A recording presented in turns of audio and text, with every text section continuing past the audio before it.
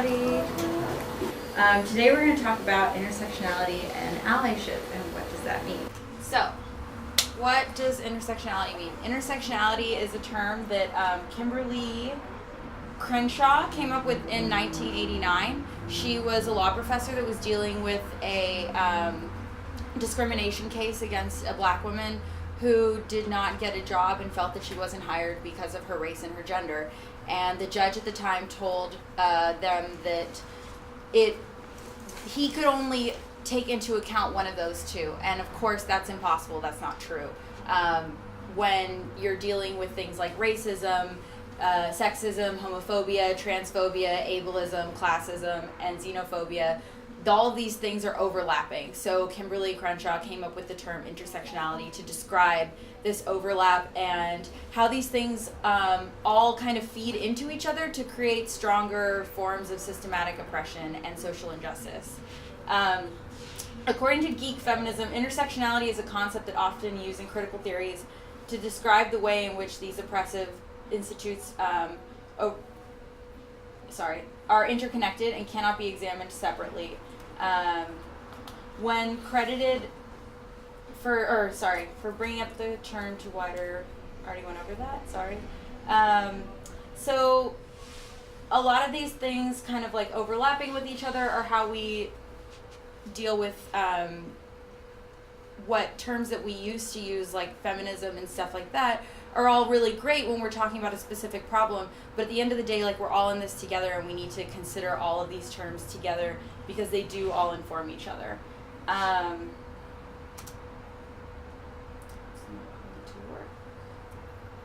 So, for example, what's going on right now with the Dakota Access Pipeline, with Flint, Michigan, with the Central Valley, like, all of these issues come into play with each other. It's classism, it's racism, it's xenophobia, it's all of these things together. So we can't, like, separate this from our politics, obviously. And so how do we, like, combat this? Like, how do we stop this from happening? A lot of people are in a position to help that, and so if you don't fit into a category, or if you fit into fewer categories, then you have privilege and you're capable of helping us and being an ally.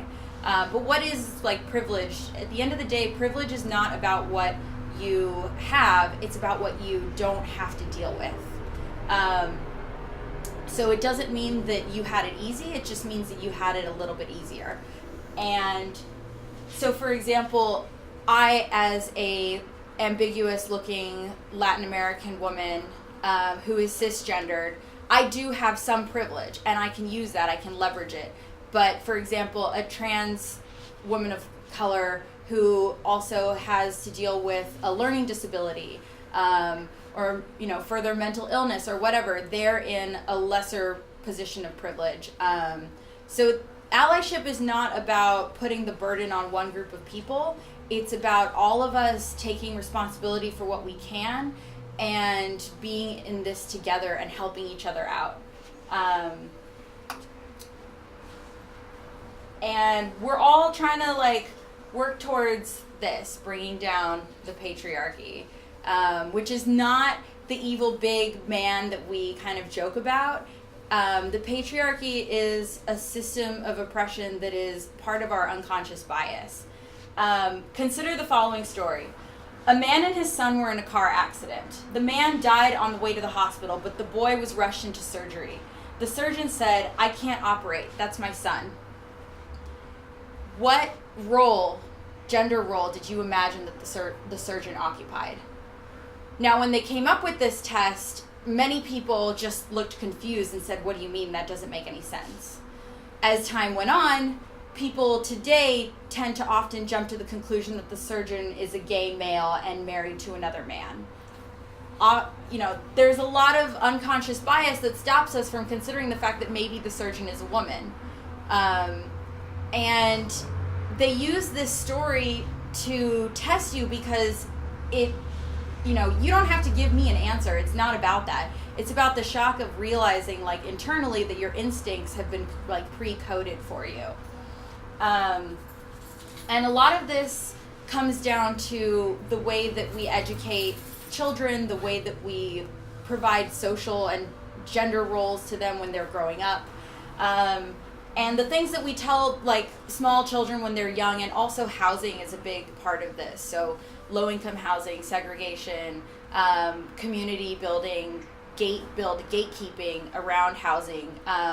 All of these things kind of factor into this unconscious bias that we all have that is what structures the patriarchy. This is a fantastic website put together by the National Center for Women in Technology, or in Information Technology. Let's jump to it. I want to go back. Nope.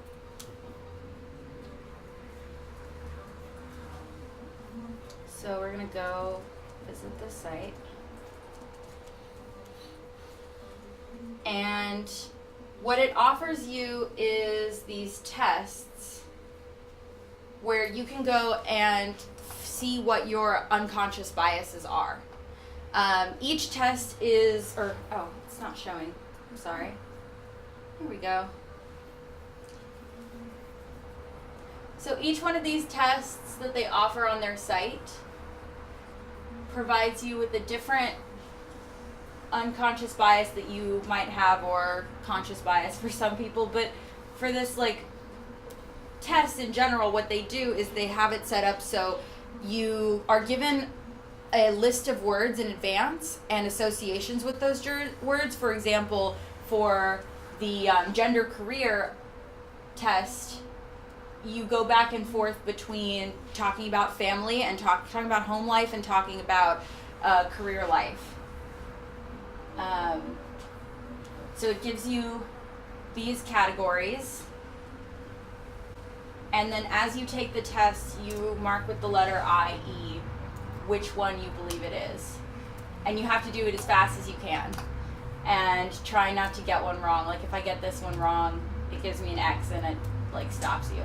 And each one, as they go farther down, let me get to the next one really quick. Can't believe I'm doing this in front of 100 people. What's wrong with me? So now, and then they add in gender, so that you have to differentiate between the names. And it's really just to see how your instincts are tied to your unconscious bias. And then as you go farther into the test, it combines these two things.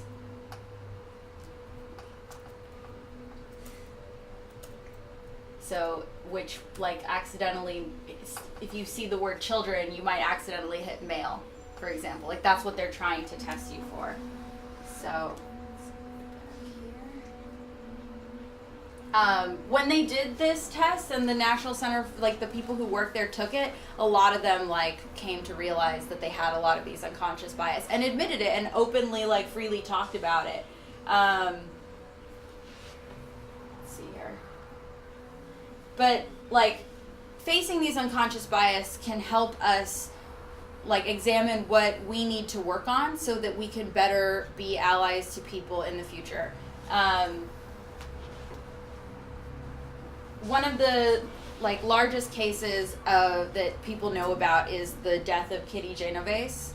I never say her name right, but she was a young woman in New York. She's 28 in 1964. A man, Winston Moseley, attacked her in a fairly populated area of New York City. 37 people saw the act occurring and did not do anything to get involved. This death led to research done into bystander effect, diffusion of responsibility, and the creation of 911. So we have those tools because this young woman had to die because people were not interested in helping her. And the bystander effect, if you don't know, is basically just that the more people that there are in an area where something bad is happening, the less likely or the longer time it will take for someone to speak up and get involved. This is occurring a lot on a national scale in terms of politics right now, and it occurs on a smaller scale too. So by understanding our unconscious bias and by understanding bystander effect, we can better be prepared to get involved and jump in and be good allies. So those are the tools you need to get started. Let's see here. Now, once you have those tools, the difficulty is that like there's all these other things involved in actions of other people that you can't really control, right? You can't always control what shows up in your inbox. And a lot of the time, like, this is something that people have to deal with, right? So dealing with the actions of others can often be very challenging because it's something that's out of our control. But there's a lot of different techniques that I have come across that I am going to recommend further on.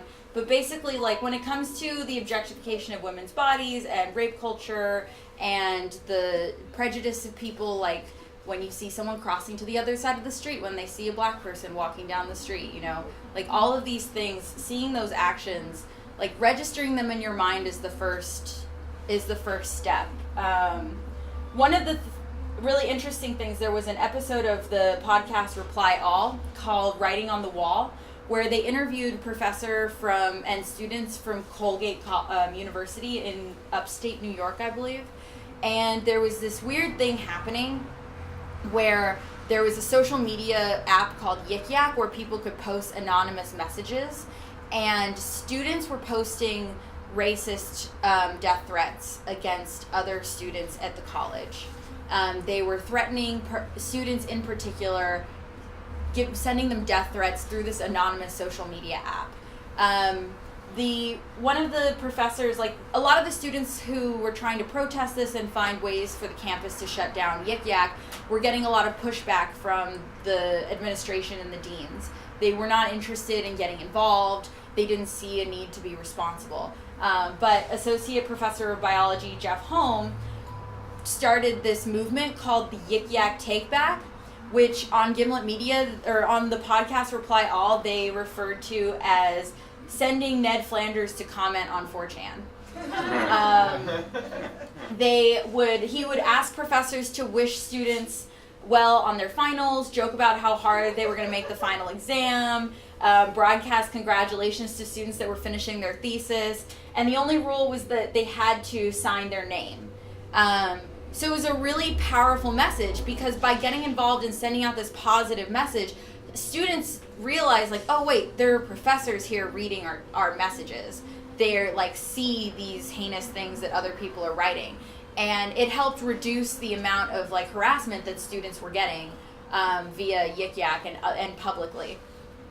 So this is like ways that you can help when you're able to witness and when you're able to see. But sometimes you don't see what happened and someone has to tell it to you second or third hand. And the true key to that is believing the people who come to you with their stories.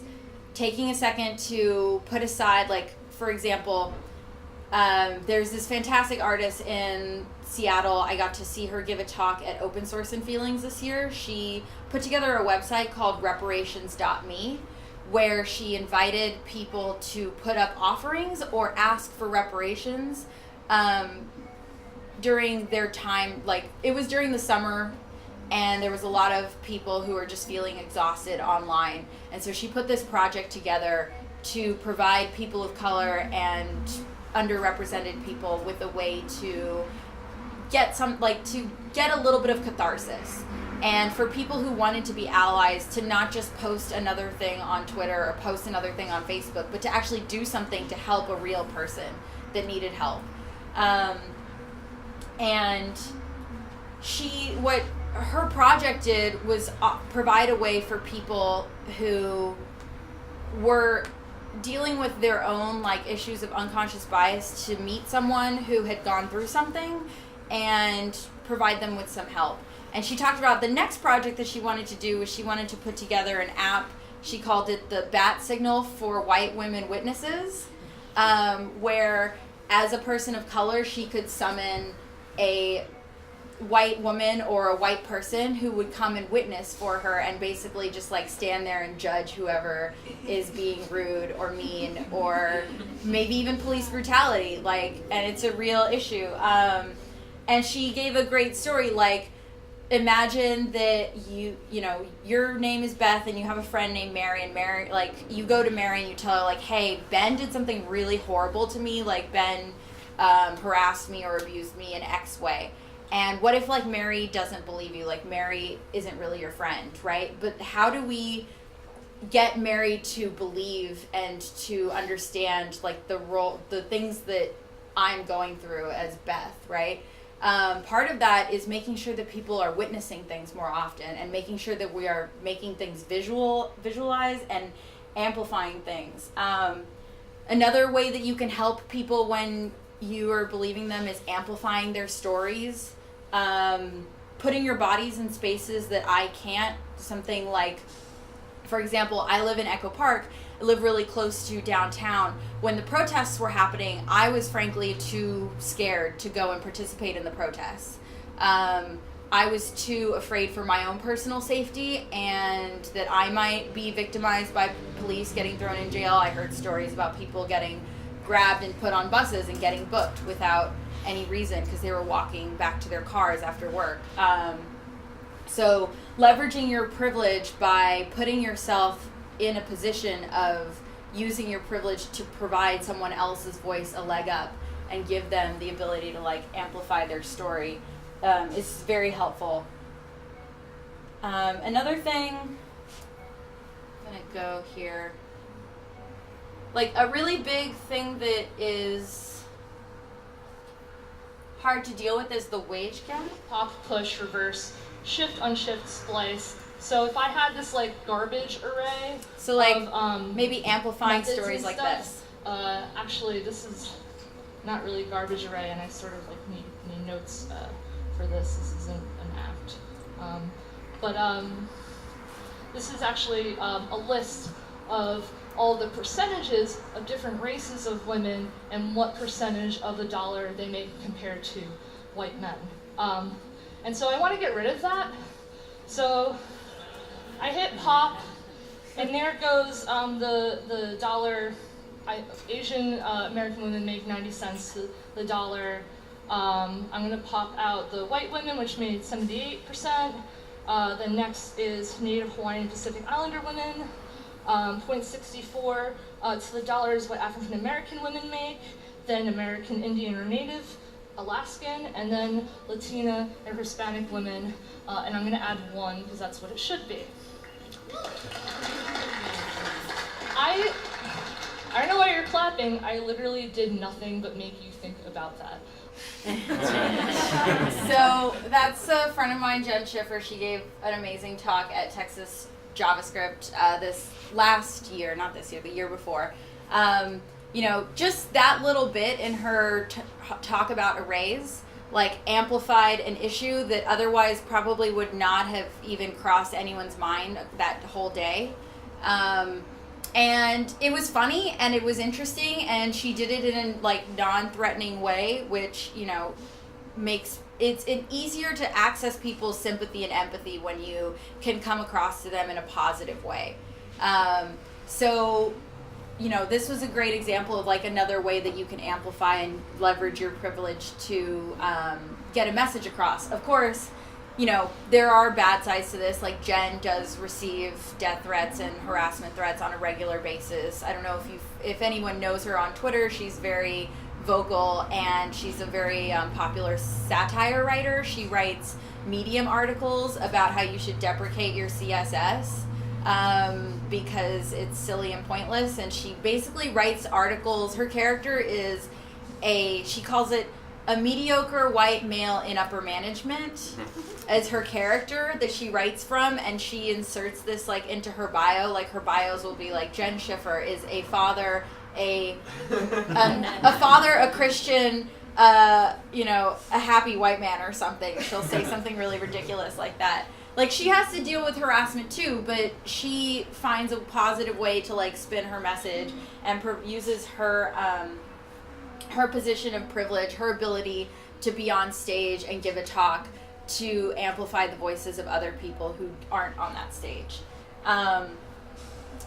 Jen, I got to meet because I went to that conference, and I got to meet a lot of people who were there, and I got invited to a really great community of women online. We have like a Slack channel where we all chat all day, and not about tech. We talk about makeup and astrology and home decorating and like everything under the moon. We have a different channel for to talk about, and having that community is really helpful. And so, but there's a constant debate between exclusivity and inclusivity. Like, how do we have inclusive zones that are not exclusive, but we provide people with a safe zone where they feel like they can express themselves and be a part of a community without feeling threatened?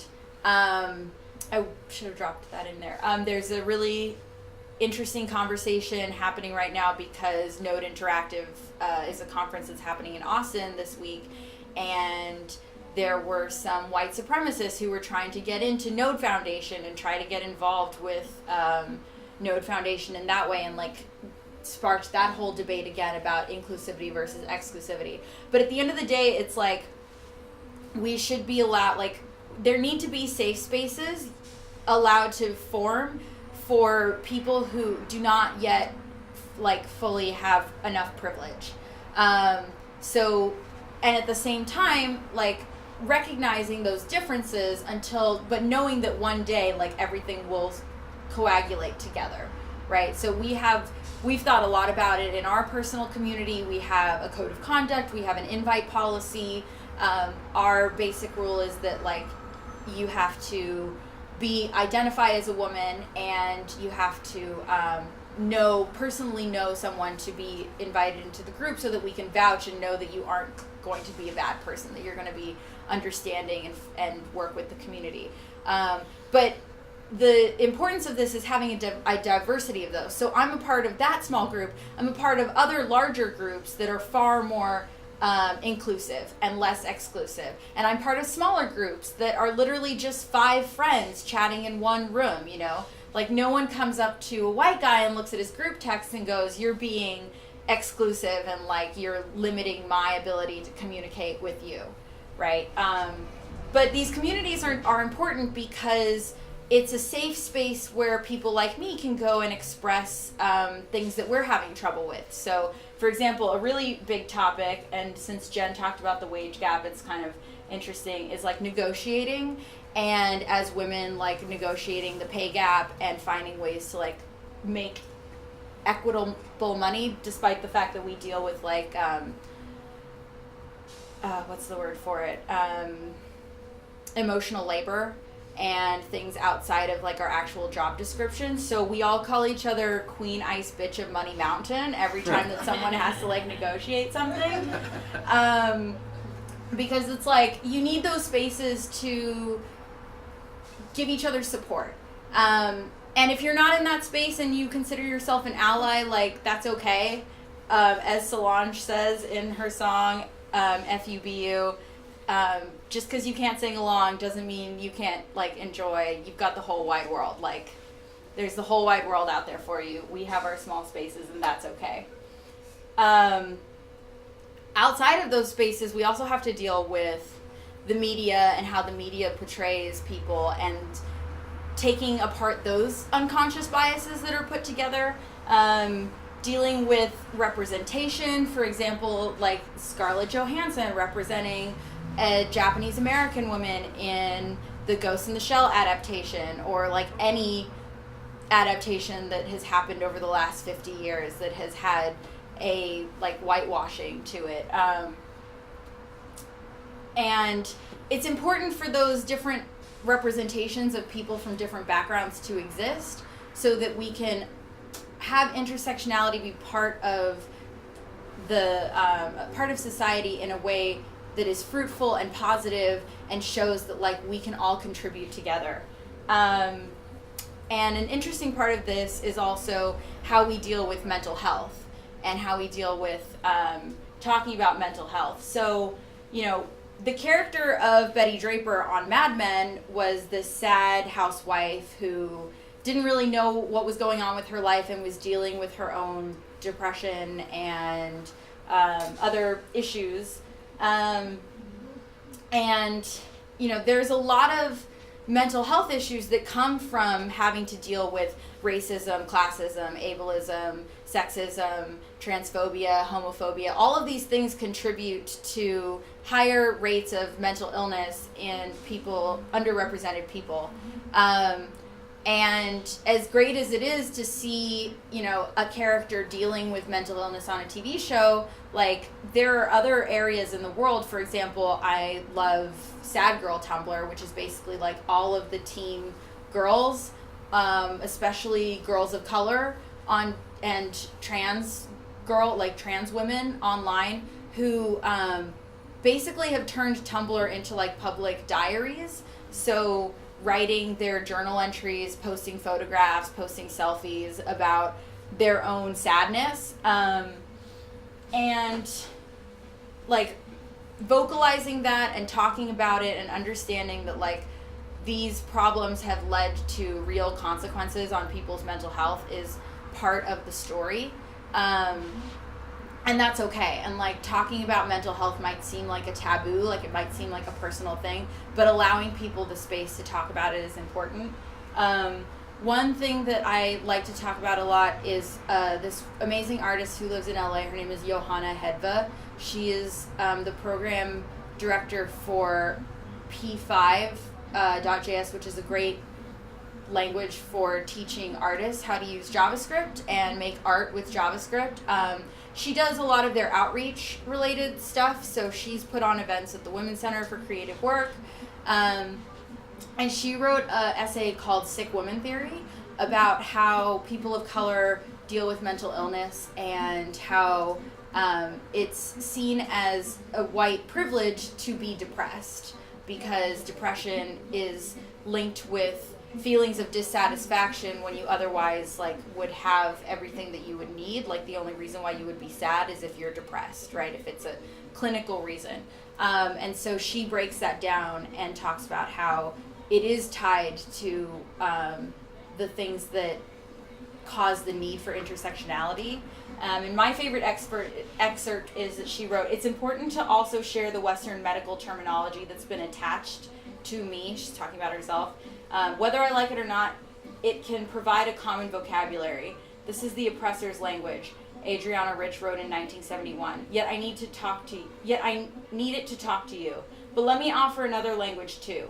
In the Native American Cree language, the possessive noun and verb of a sentence are structured differently than in English. One does not say, "I am sick." Instead, one says, "The sickness has come to me.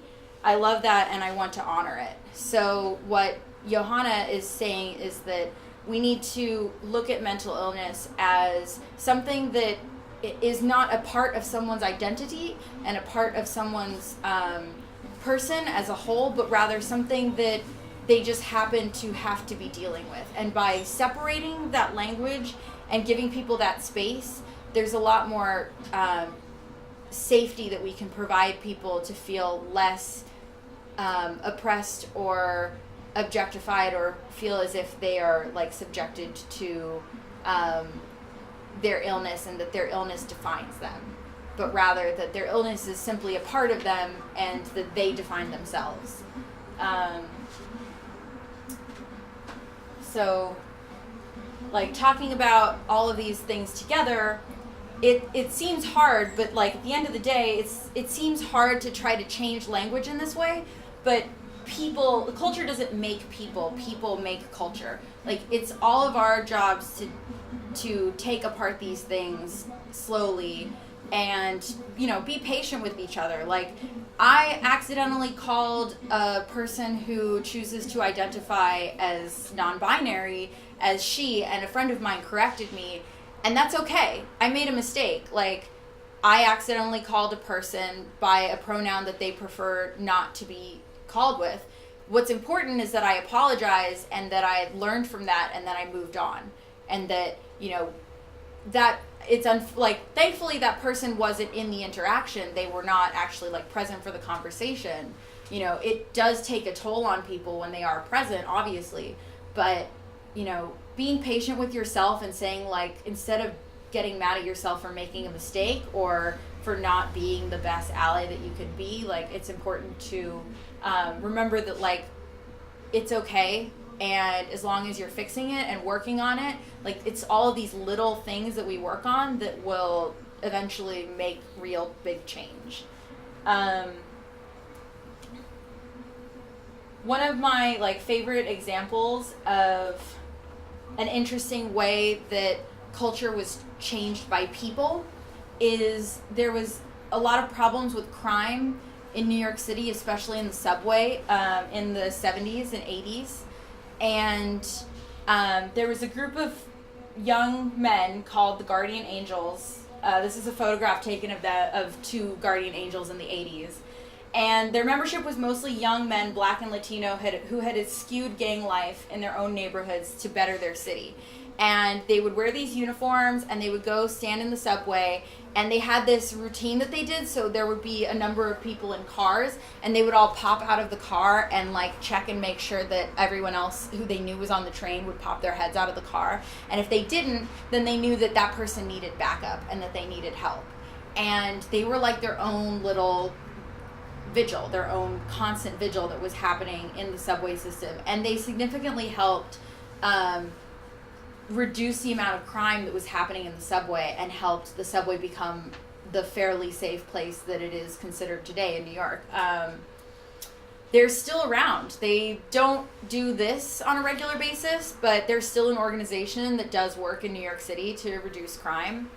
And like I was talking about before, if you are present, like, witnessing is one of the most powerful things that you can do, because it doesn't just provide that person with the amplification of your privilege, it also provides that person with sympathy and empathy, and knowing that they aren't alone, and knowing that, like, we are all in this together. Other ways that you can deal with, like, witnessing, if you don't feel like you can, you know, actually get in someone's face if, like, they're being harassed directly, is just being supportive. This was a fantastic cartoon drawn by Meryl, who's an artist in France, for the Middle Eastern feminists, talking about how, you know, when she saw Islamophobia on a train, like, this was the tactic that she recommended to people, to just go and sit with the person and chat with them and make them feel like they have someone who's by their side, who's got their back, who cares about them. And the other part of allyship is not just this, but, like, also how we interact with each other across intersections. There was an article written in the LA Times about a woman who had cancer, and she talked about how she asked people to consider discussing her illness with her, because people would come to her at the hospital and they would just dump all of their emotions onto her. They'd be like, oh my God, the fact that you have cancer, like, this has really affected me. I'm looking at my life in a totally different way. And she'd be like, what? I'm the one who's sick. Like, what are you talking to me about your problems for? Like, I've got a needle in my arm. I'm in the middle of chemo right now. Like, go away. So she and her husband, Barry Goldman, I think Susan Silk was the woman who had cancer. They came up with this theory, and they, like, kind of drew this crude circle and put it on their fridge and told everybody, like, look, these are the rules. And it's a great guide for, like, how to talk to people across intersections. So if someone has fewer privileges or deals with these things on a regular basis, like, they're in an inner circle. So, like, if I was just the victim of a traumatic experience, this feels like a traumatic, no, I'm just kidding. Like, I would be in the center circle. I would be the aggrieved or the afflicted. And my parents or my significant other or anyone who is, like, directly related to me or was, like, directly helping me through the trauma, they're in the next circle, right? And then really close friends, and then people I see on a regular basis, and then acquaintances, and then people who have friended me on Facebook, and then LinkedIn connections, and then, like, everyone else, right? Actually, LinkedIn connections are, like, way out farther than that. And the whole idea is that you provide comfort in, and then you dump out. So the person in the center gets to dump to everyone. They get to complain and talk about their problems and talk about, like, how shitty it is when, you know, they got passed up for a promotion after they did all of the work on the project, right? And somebody else got the promotion and not them. And all of the comfort has to go in. So, for example, a significant other could provide comfort to the aggrieved or the afflicted, but they can complain to the people who are outside of that circle. They can complain to acquaintances and stuff like that. And this is really important to remember when it comes to this kind of stuff because, you know, you'll see it on Twitter, you'll see or Facebook, social media. It's very easy for people who consider themselves allies to internalize these things, and instead of internalizing it and learning from it, they internalize it and let it affect their persona, and it becomes an emotional issue.